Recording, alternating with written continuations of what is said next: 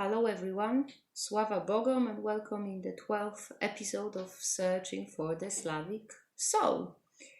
Today we are going to be talking about the Slavic hell, which kind of did not exist, but also kind of did exist. Still, we're going to be talking about it. We are also going to mention torture and oaths and vaccinations and corporations and how not to be an a-hole. And if it all sounds interesting, just keep listening.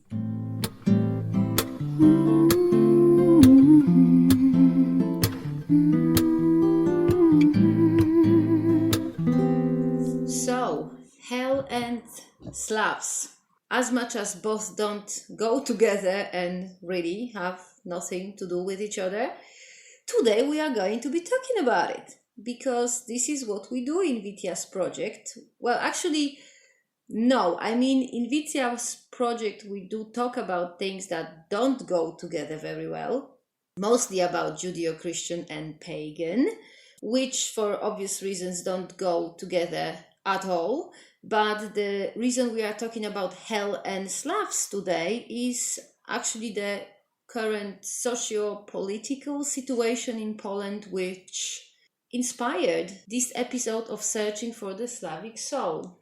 Currently in Poland, there is a huge rebellion going on. The Polish government, which is very conservative, very right-wing, and very friendly with Polish Catholic Church, the government decided to introduce a new law which further restricts already very strict anti-abortion laws in Poland.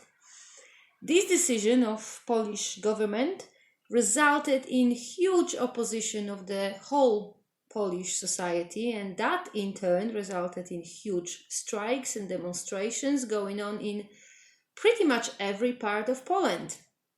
Because Polish society is fed up with how conservative, right-wing and Catholic the Polish government is, and many people who participate in the anti-government demonstrations, they also make a decision to officially leave the Polish Catholic Church.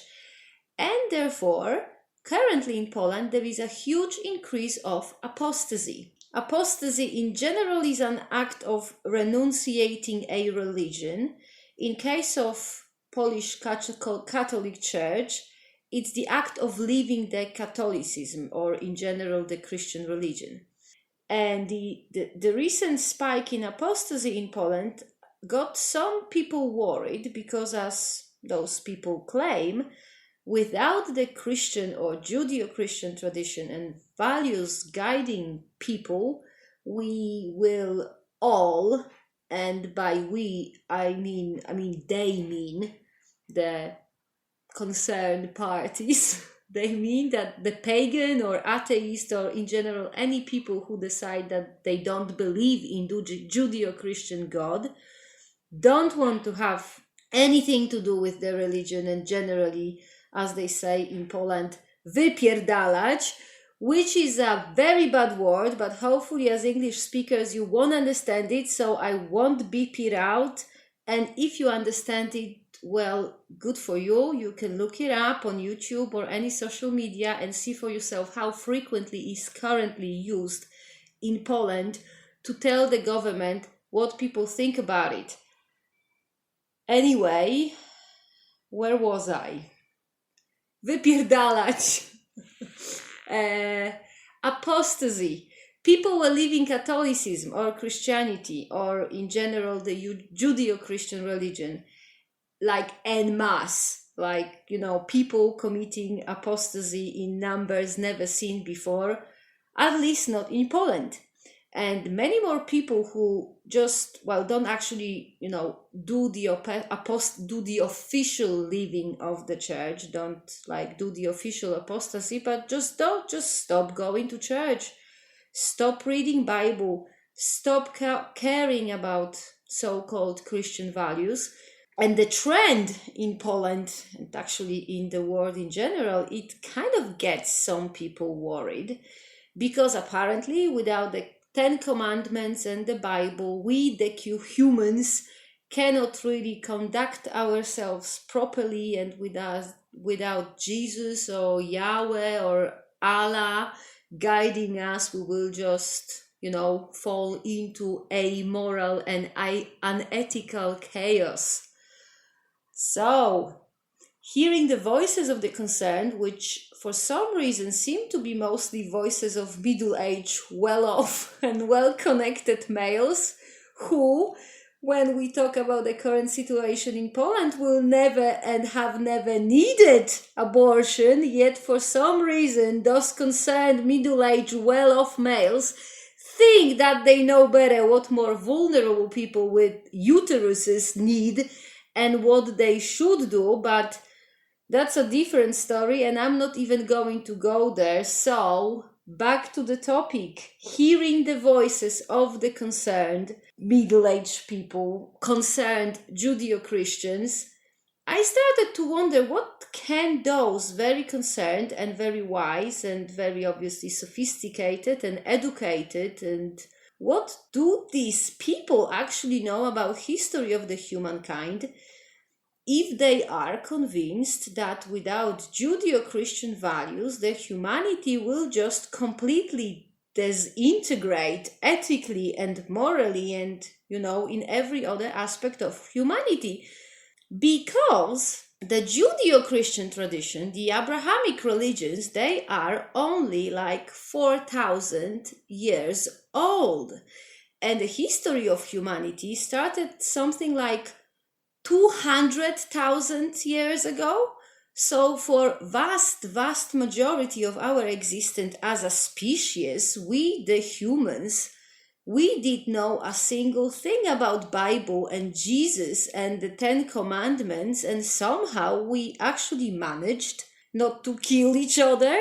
We managed to build civilizations, we managed to build empires, we managed to, have trade. We managed to invent philosophy, medicine, mathematics, even like elements of, basic physics and biology. We as species managed to build pyramids, and the rest of the original 7 wonders of the ancient world, we managed to build libraries and schools and, create laws. Somehow, without the guidance of the Judeo-Christian tradition, we managed not to fall into chaos and, the scene, as Judeo-Christians call it.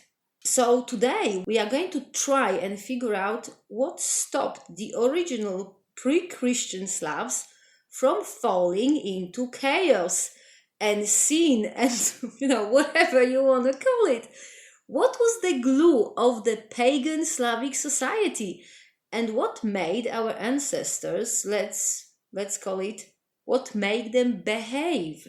What were the sticks and what were the carrots that regulated the society of pre-Christian Slavs? The most obvious thing that must have influenced how our pagan ancestors behaved were their laws.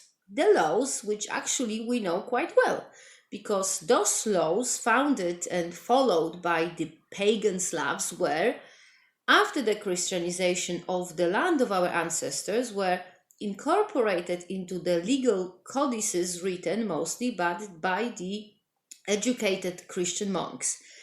And some of those legal codices survived until now, so we can read them now, and from reading them, we can learn about the legal concepts of the pagan lawmakers. So, if you read into the early medieval legal codices, you will very quickly notice a huge difference between the medieval and the modern ways of delivering justice.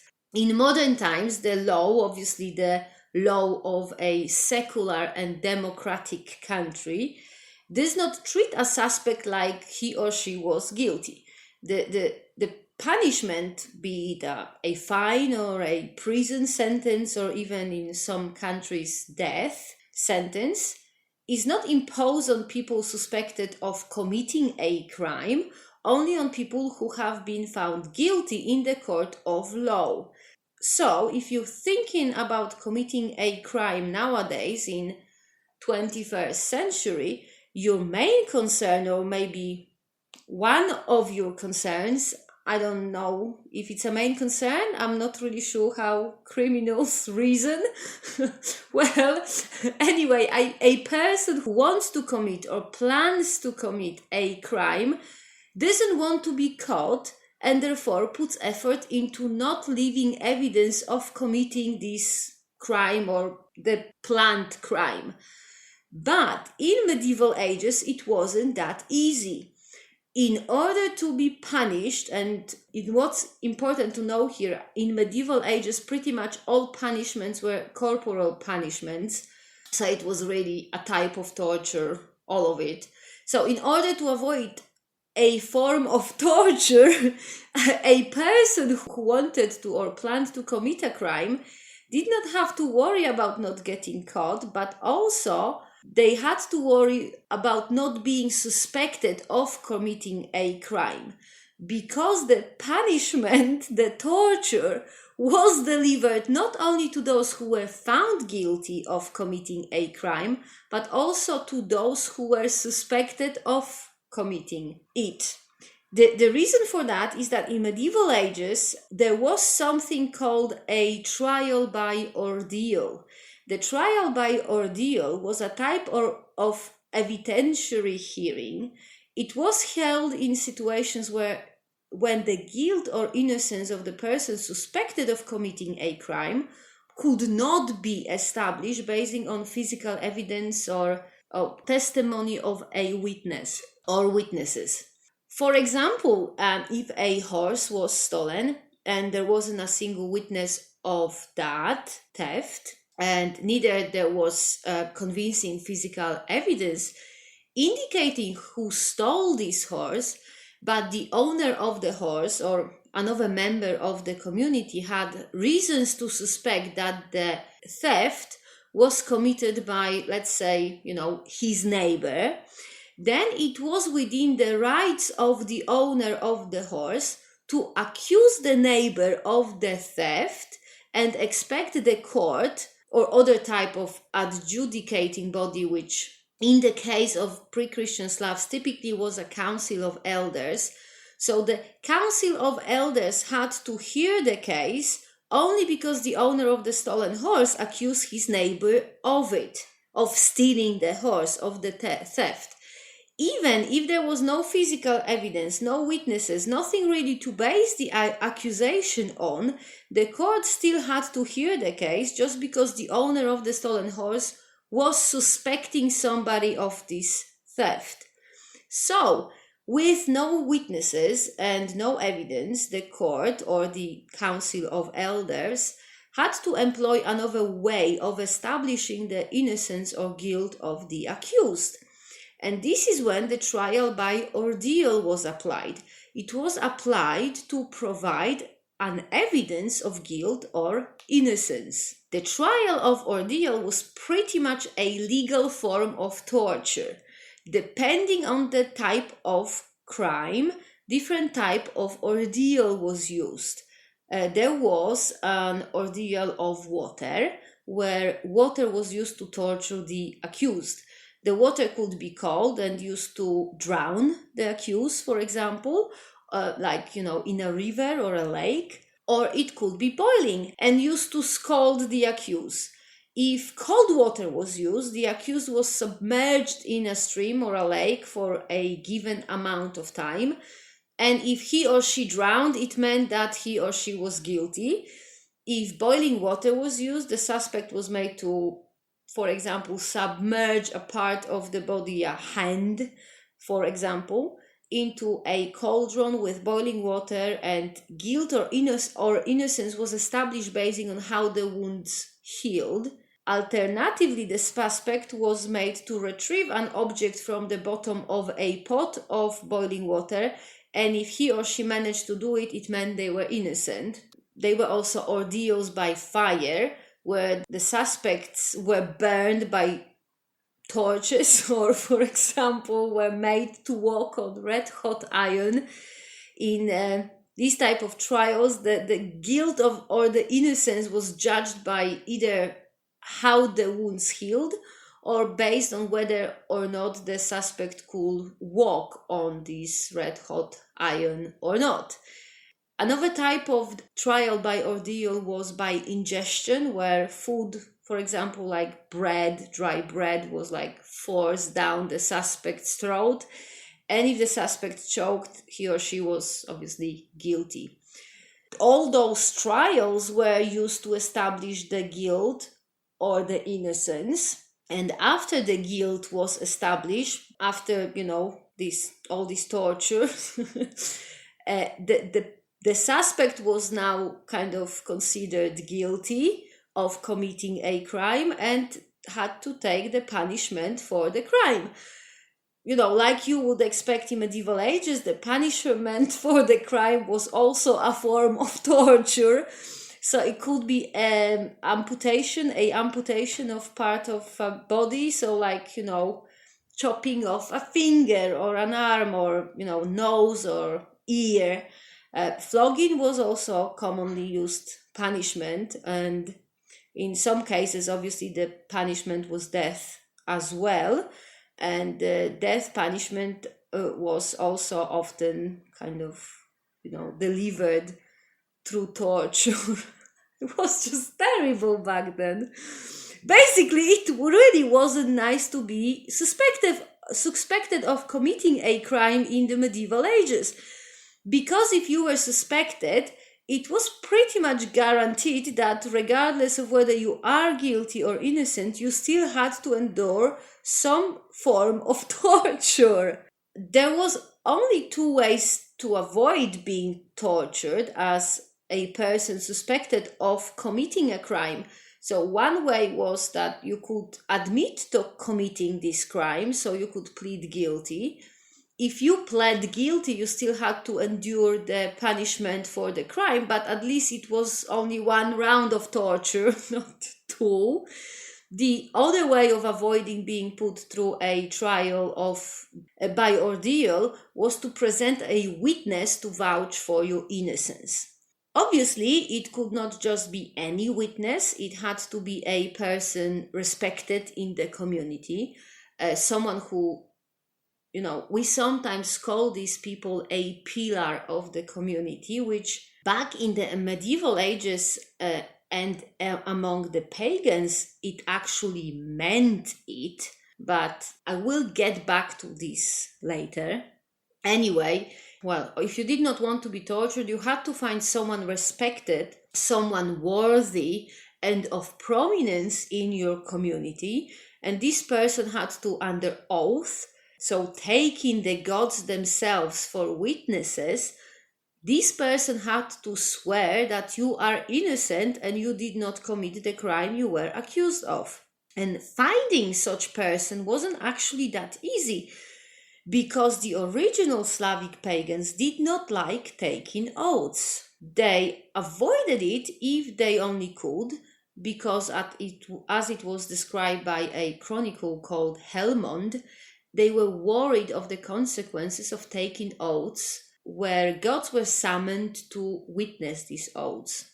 Because, as I've already said many times in the previous episodes, contrary to what many Rodnovery preachers would have you believe, the original pre-Christian Slavs, they actually avoided calling upon gods like they avoided fire.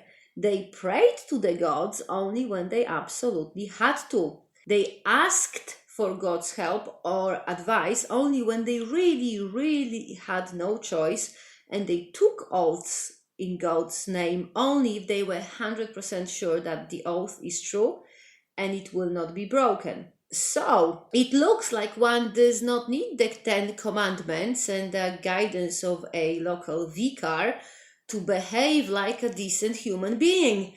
One does not have to believe in Judeo-Christian hell or know the concept of sin not to break the laws that rule the society.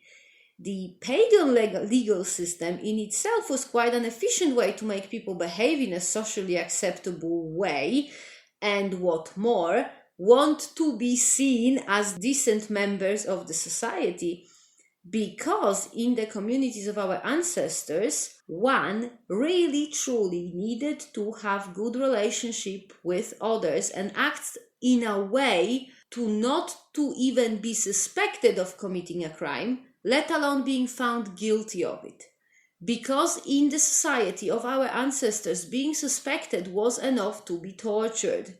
And if we add to it the fact that only support and friendship of a respected member of the community could prevent the suspect from being tortured, that was another way of motivating the pagans to be kind to each other, to not to be a-holes, to keep and nurture real deep friendships and relationships within the community, which really is something we could all benefit from doing with or without the stick of torture motivating us into building such relationships.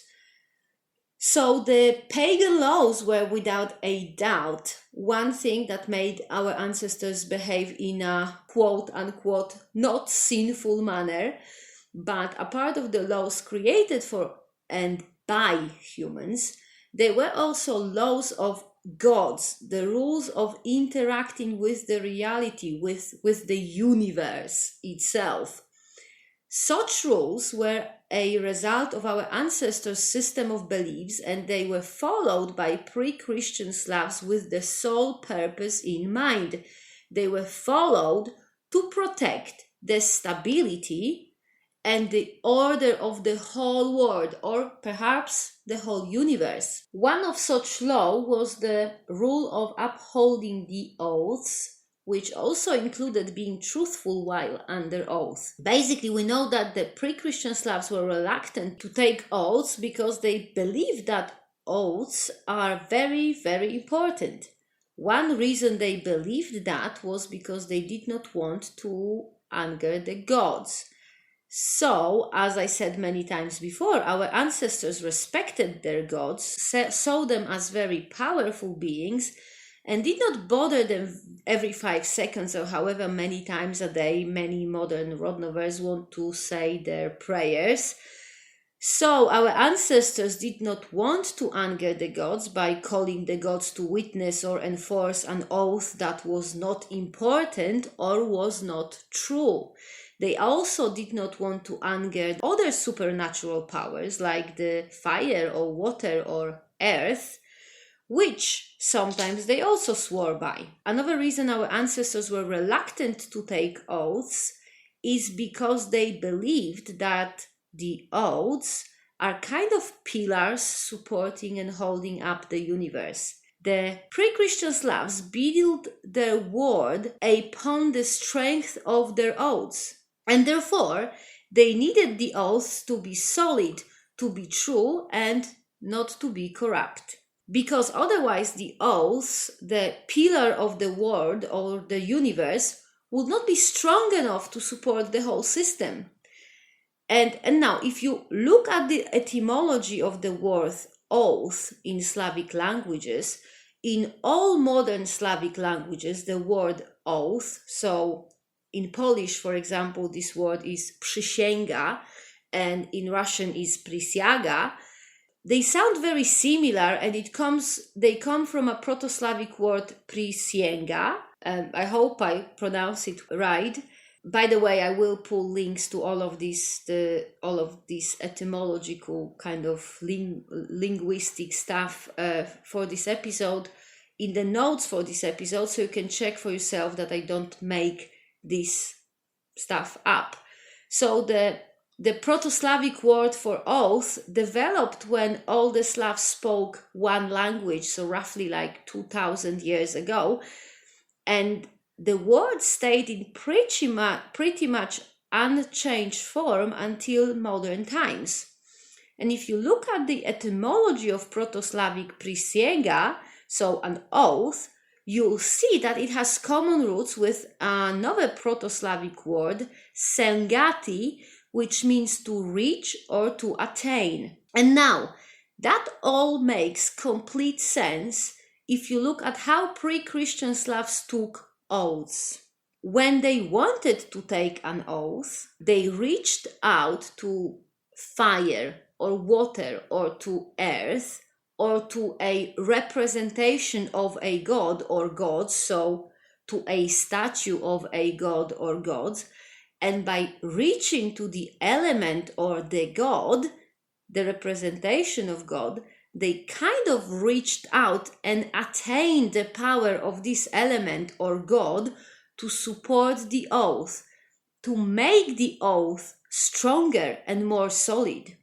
So the pagan oath, the words of a pagan oath, they were not just some words spoken out for fun or whatever reason.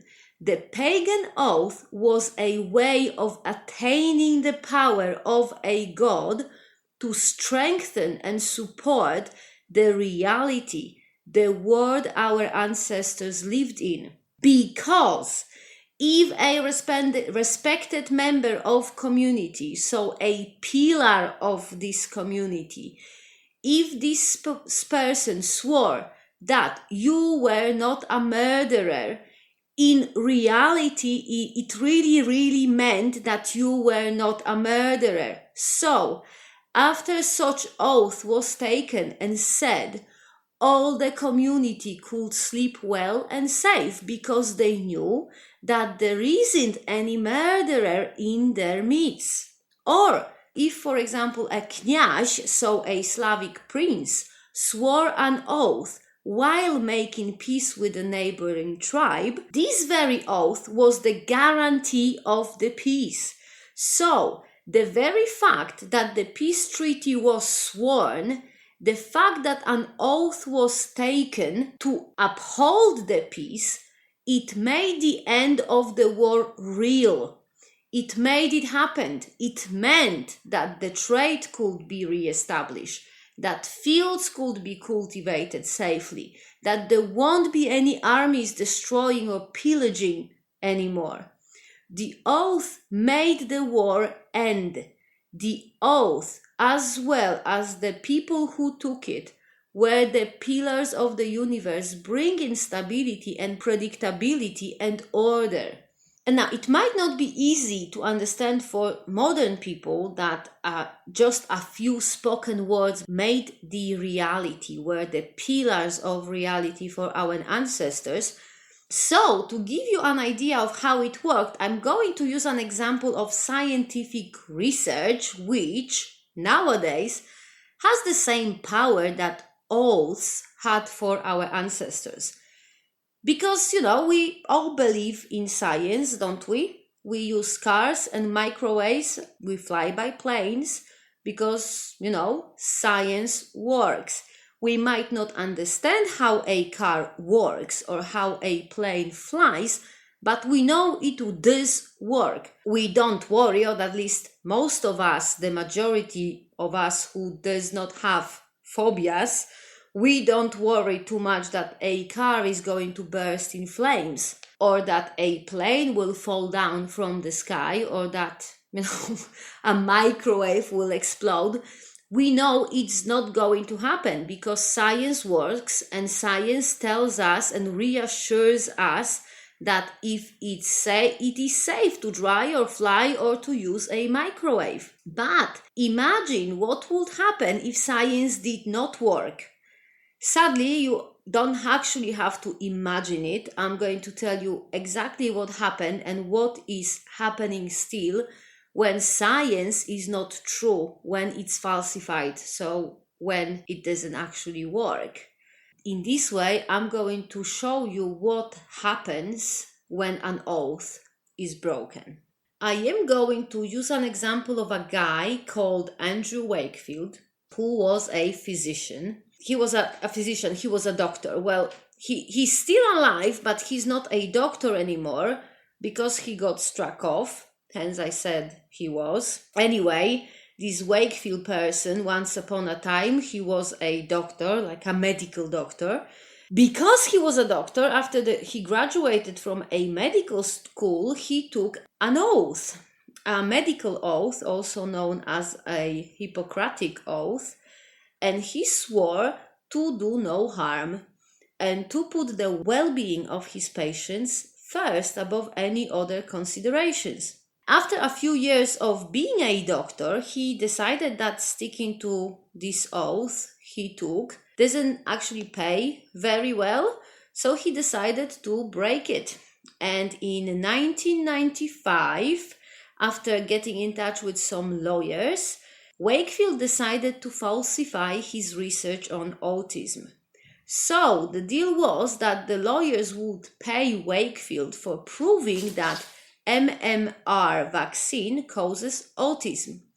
And Wakefield obliged. For money, he not only falsified the result of his research, but also put the subject of his research, the autistic children, he put them through invasive procedures such as colonoscopies and colon biopsies and spinal taps, and he did it all with the consent of the parents, who I don't even know what these parents thought. To take money to put your children through painful procedures in a bogus research. I am a parent, and I know there is just no money on the planet that would make me do it. But those parents, they consented for Wakefield to perform illegal experiments on their children, and the results of these illegal experiments were then falsified to quote unquote prove that vaccination were harmful. The results, quote unquote results of these experiments, were also used by the lawyers to sue the manufacturers of the vaccinations, so the pharmaceutical companies, and through litigation to gain compensation money. And some of the money went to the lawyers, some went to the parents, and some went to Wakefield, and everyone was very happy. So much happiness built on a lie and a broken oath. It wouldn't actually be a big problem if Wakefield's research wasn't also published in a scientific paper, printed by a scientific journal called The Lancet. So, after the publication in the Lancet, the scientific world kind of started questioning the research of Wakefield's research, and actually quite quickly verified it as bogus. Obviously, Wakefield was struck off. MMR vaccinations were once more confirmed to be safe and effective, but the harm could actually not really be undone, because up to this day, people believe in Wakefield's bogus research, despite it being refuted and proven false on numerous and countless occasions. People still believe it. Only last year, over 200,000 unvaccinated children died of measles. So only last year, the life of 200,000 children literally ended because of one broken oath that was broken in 1995 by Wakefield, so over 20 years ago. Wakefield broke the oath. He published the false results of bogus research for money, and people's lives are still falling apart 20 years later. Because, it's not only about the unvaccinated children who died of measles. Every single one of those children had parents. Some of them had siblings, and those parents and siblings, their life also has just completely collapsed. Their lives will never be the same. Never. They had a world, they had a little universe full of love and happiness and hopes for the future, and poof, it all went up in flames and collapsed because one of the pillars of those little words was false. It was not true. It was a lie. It was a broken oath. It was one false scientific paper that ruined those people's lives. They believed it. They believed in it. They believed that the vaccination is going to cause autism in their children.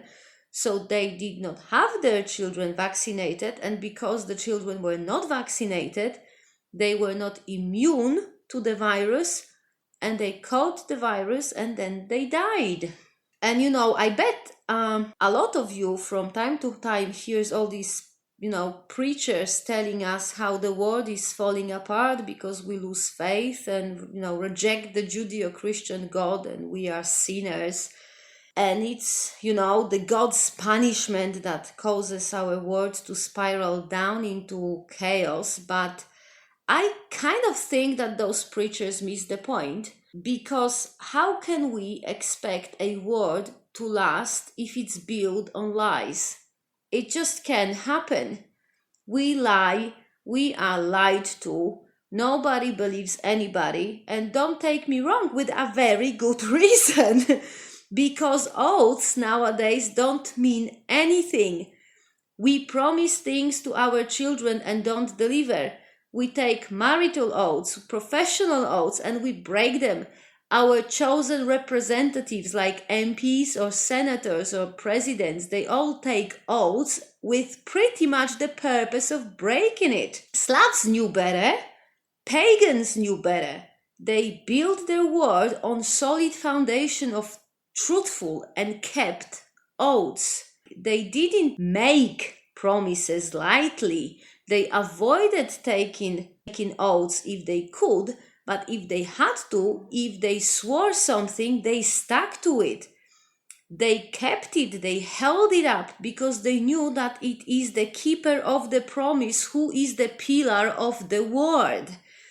They knew what we so often forget. It is the humans who build and take responsibility for our world. It's not up to the governments or corporations to keep order in justice. It's up to us. It's up to humans and not, corporate entities to take responsibility for truth, to be righteous, to be worthy, and to uphold our oaths, and through them to stop our world from falling into chaos. So far, in fighting off the chaos, we have two sticks that kept our ancestors on the straight and the narrow. We have the laws of humans, we have the laws of the gods, and there is also a third element too. And this element is the laws of the afterlife, which I thought every Rodnover knew, but as the social media that it seems the social media never let me down. So the social media informed me that not all Rodnovers know about Slavic afterlife. So therefore, I'm going to present the topic very briefly. If you know all of this, please do not be offended. Don't think I treat you like an idiot or patronize you or whatever. I'm just trying to make sure we are all on the same page here. So, Slavic afterlife, very quickly. Pre-Christian Slavs, our ancestors, they believed that the living lived in Yavia, which is the material world, and the spirits lived in Navia, so the world of the dead, or the death, however you want to look at it. And Yavia, so the world of the living, was the right place for the living, and Navia was the right place for the dead. But in order to go from Yavia to Navia after you died, you needed a proper funeral ritual to be performed on your body. So basically, your quote-unquote future after death really depended on whether the living felt like to giving you a proper funeral ritual or not. For most Slavs, the proper ritual was cremation, so I am kind of going to stick with that. So if you were not cremated, but body was just left to rot, you typically turned into a demon like a vampire or dziwożona or topielec. All those demons were very dangerous, so the living Slavs tended to provide some sort of funeral rites for everybody, because obviously they did not want dead living in Yavia.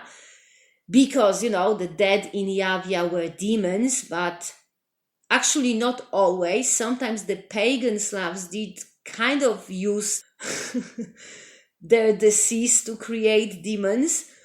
For example, they quite often buried the bodies of young children or babies under the thresholds of their houses. Obviously, they did not kill the babies on purpose, because in a way they actually didn't have to, because in medieval ages, the mortality under 5 years of age was just huge. So pretty much, if you needed a dead baby or a young child, you didn't really have to wait very long for one. It's absolutely horrendous, that back then the children were just dying, dropping off like flies. It's absolutely terrifying when you read or think about it, but well, this is how it was back then. So anyway, if it was not unusual for pagan Slavs to bury a body of a child under the threshold of their house, and the purpose of this burial was to create a protective spirit for the house. So, soul of the dead child, without the body being cremated, it became trapped in the walls of the house in Yavia. The soul could not travel to Yavia, but had to stay among the living and kind of guard the house. So really, if you were a pagan Slavs, you really had to have a proper funeral ritual. And you wanted to be cremated, because then you could travel to Navia. It was the only way for you not to become a demon and not to become trapped among the living. So Navia was the right place for the dead. So you went there if you died and if you were cremated. When you were in Navia, we're not really sure what was happening to you. Some claim you existed there in a form of a bird. Some claim that Veles shepherded you and all other souls, or maybe that you kind of just dissolved in the nameless crowd of the ancestors. But whatever you did in Navia, however you spent your time there, you kind of needed the living members of the family to remember you in order to be happy there. Because the living members of your family were the ones who fed you. They summoned you from Navia to Yavia during Jady ritual and other rituals of the veneration of the ancestor kind of rituals. They invited you for a feast and they talked to you. So that was, food and entertainment for the dead. But if your family did not remember about you or did not want to remember about you, and you didn't get invited for the feast of Jady, then when in Navia, you really did not have a very good time. You were hungry, for starters.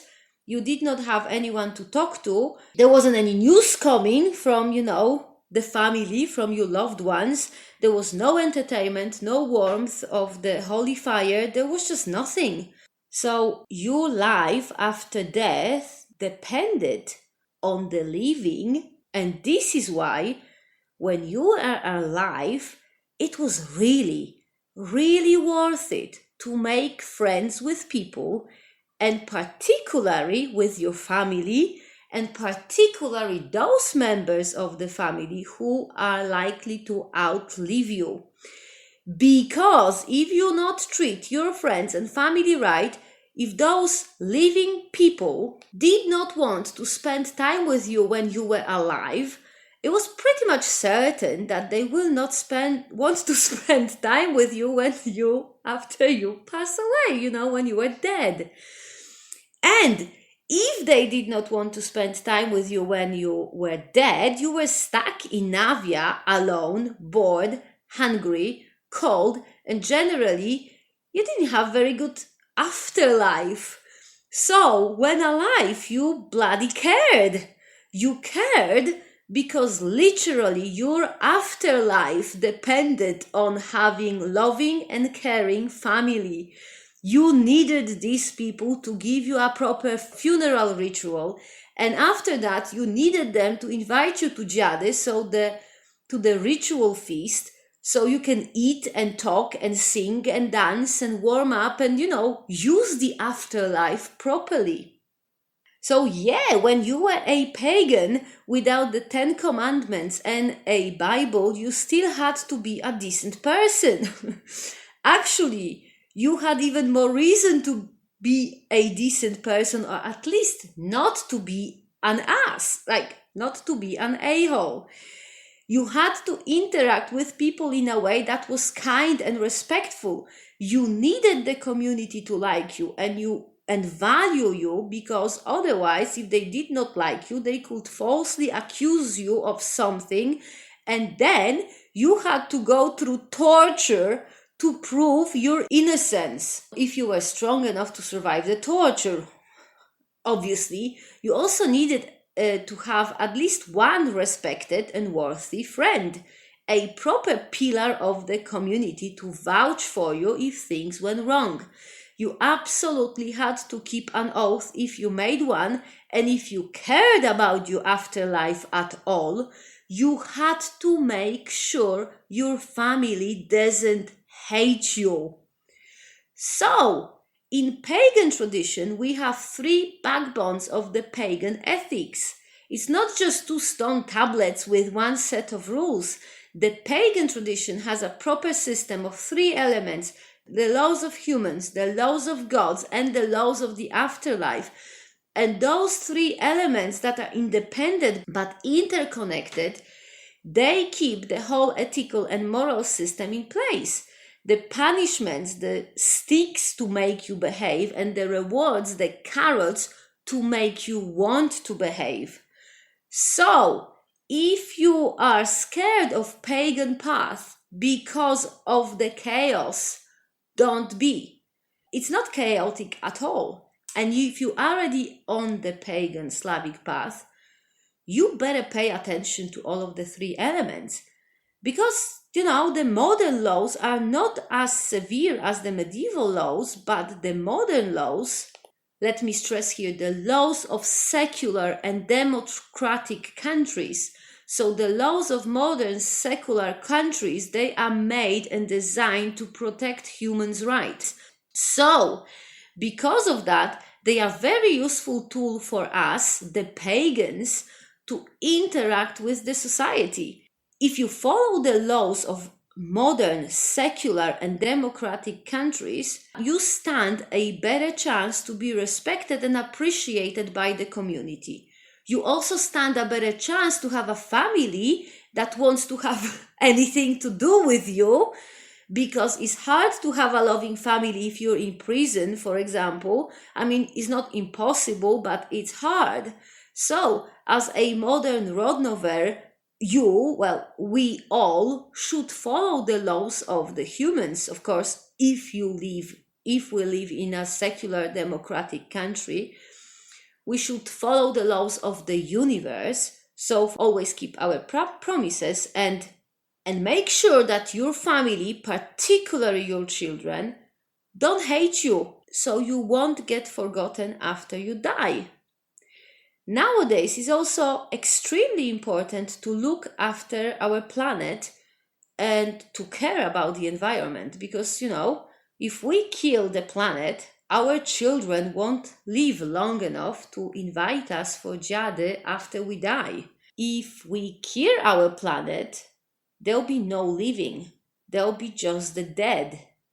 And a Navia full of dead people, with Yavia being completely devoid of life, is really, really not a good place to spend the eternity in. I bet it's worse than hell, which obviously did not exist in Slavic culture, but kind of did. It was the hell of oblivion, and we all end up in this place if we don't stop killing our children and our future. And that is all for today. I hope you enjoyed the episode as much as I enjoyed creating it, despite the dogs and the cats. and Please, if there is something you did not like or did not understand, or if there is anything you want to tell us or ask us, just let us know. As always, you can contact us through our website, which is witia.squarespace.com. So once more, witia.squarespace.com.